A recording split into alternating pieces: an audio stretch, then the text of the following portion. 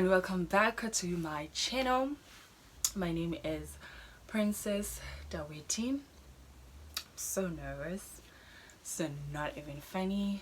Like, I haven't been on YouTube in like a while because I needed a time out, I think, to just, I don't want to say find myself because that's, I don't know, I feel like that's like vague, but I just needed time out to deal with everything that was happening. The transition as well, as I mentioned from like my last video, but initially I was going through quite a lot, especially like emotionally, because of last year. What had happened was, obviously I was doing my last year, and I think mid second semester I had a mental breakdown. Number one was caused by the fact that, you know, I was finishing, and obviously I went to school late because of the fact that I'm a young mom, and also the pressure now when you're closer to the finishing line. You obviously want to get a job and stuff like that, and there was nothing that was happening in terms of me getting like a permanent job after university.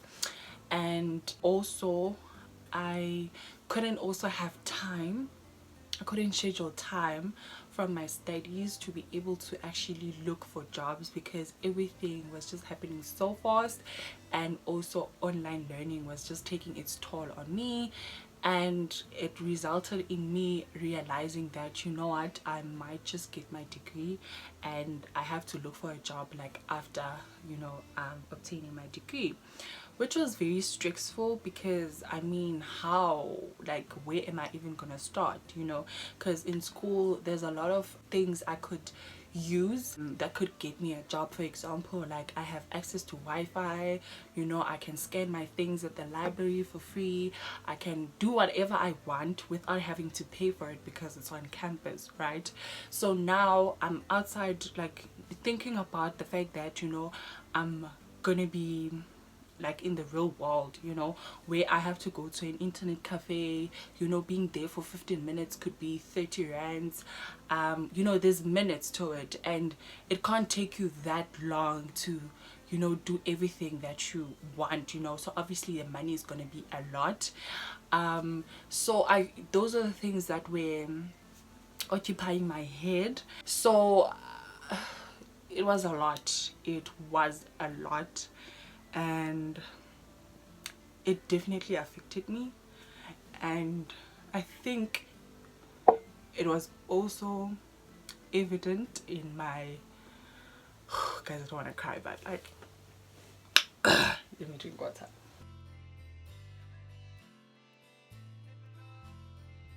So as I was saying, it affected me academically. There were days where I would just blank out, and there were nights where I couldn't sleep because I'm thinking about my life, what's gonna happen.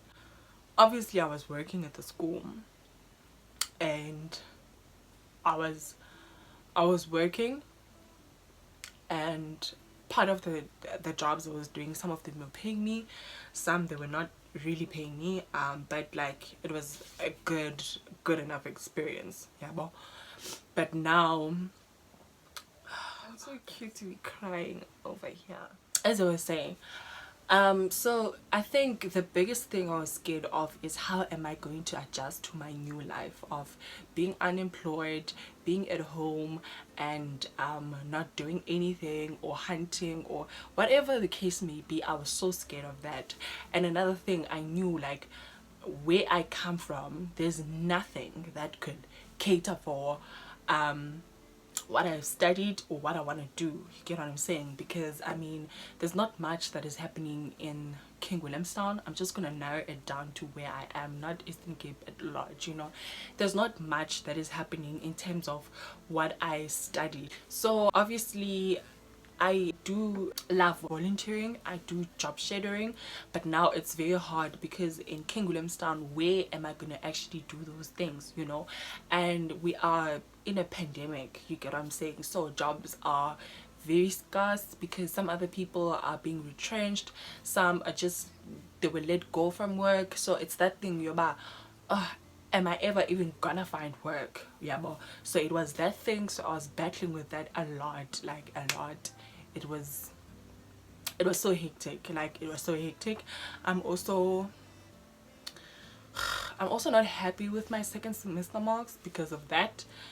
And then I think the one thing that makes me not to be 100% content, or that's making me feel some type of way, is the fact that, you know, from like my first semester, you know, I wasn't like an A student, but I was like an average student, yeah, and I was getting like good marks that could qualify me for honors. So I was also rushing the fact that, you know, I wanna be independent, I wanna be able to take care of my child, you know, I wanna be able to take care of myself. So after my degree, let me go and work. So when I couldn't reach that, because I was using me getting into my honors as sort of like a motivation, or a passing mechanism, if I could say. So going now, but oh god, you can't get in because you the fault is with you, you know. It's not because you didn't qualify or anything, because everything checked out. It was just like one module that just didn't do things for me. So I was really so let down, and I couldn't really talk to, I feel like I think I could have, but it's just that I was so, I'm always Antachini. I always when it comes to sensitive things like that, I choose the people I talk to about these things, you know. Some other people won't understand, because for some other people, they wouldn't understand why I would be so emotional about my marks, because to them these marks are good, you know. But now when I'm looking at them, I'm not content, because, you know, this is what I wanted. Yeah, so the second one is I lost two people through COVID-19. So but there was one whose death like took a different turn for me. So my mother's best friend died. So let me give you guys like a little bit of background. This person, I've known her almost my entire life, like almost my entire life. We had a very close relationship between my mom and I and this person. Like, she played a very huge role in terms of being a part of like our family and stuff like that. The way we were like so close with each other, we got to a point where we all thought we were relatives because of how often we would be in each other's spaces, you get. So I remember even my other friend, when I asked her to drop me off at their house, and she asked me like, oh, is that your cousin's place, or things like that. We were not, but like the way we were so close, it was as if we are all like family and stuff like that. It felt like it, you know. So she was kind of like a mother even to me and stuff like that. So when I heard about like the what had happened to her, I also lost it. Like, I couldn't function. I remember my friend Upumza had to come. I called even Yolanda, and we just for that time when I just heard okay, what happened and stuff like that, obviously I broke down. I cried as always because I'm a crybaby. And we just sort of like went through like the day and whatnot, and it was nice. Like when they were there, it was nice. Like we got to a point where I was laughing, which was a good thing, yeah, more. But nah, it played with me. Like, it played with me, and I think it is because of the fact that also it happened, I'm in school, I can't even maybe pay my respect to the family and stuff like that. And guys, it was so painful. Like, it was so painful. It was really painful. And to even think, okay, that's the last thing, that's the last pain I would feel for the year. And my cousin's dad also died, and he also played a huge role in our lives, like mostly in my baby's life, because my baby was staying with him and my aunt and my aunt's kids, you know, and he had such a special bond with my child. Like, it was so good to see like girl child bond with a male figure like that. Like, yo guys, there were days where I would just look at this relationship and be like, I wish this child can comprehend like the intensity and how important this relationship is, and like she could learn and value it. Like, I don't know, like it was that deep. Like there were things like they were so close. Like it got to a point where one of my cousins even said that my child is making utamkulu, because we used to call him utamkulu. Utamkulu is grandfather, yes. So my cousin used to say my baby is making the grandfather her firstborn child, because she used to send him around, do coffee for me, do this, do that, do this, do that. Like, guys, I can't, like, when I heard the news as well, I think my emotions were from a standpoint of my child. You know, I was going through that pain for my baby, even though my baby didn't understand like what is happening and stuff like that, you know. But I think, you know how kids are, they can sense things, they can vibe things, because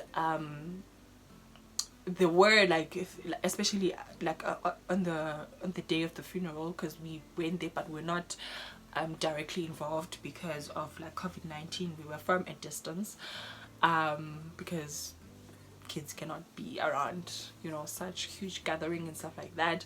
So when we went to the cemetery and stuff like that, but we were at a distance, like we were not there with the people, we're just like far away.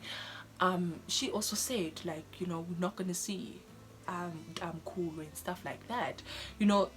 So she could sense, but she didn't really understand because she's a kid, you know.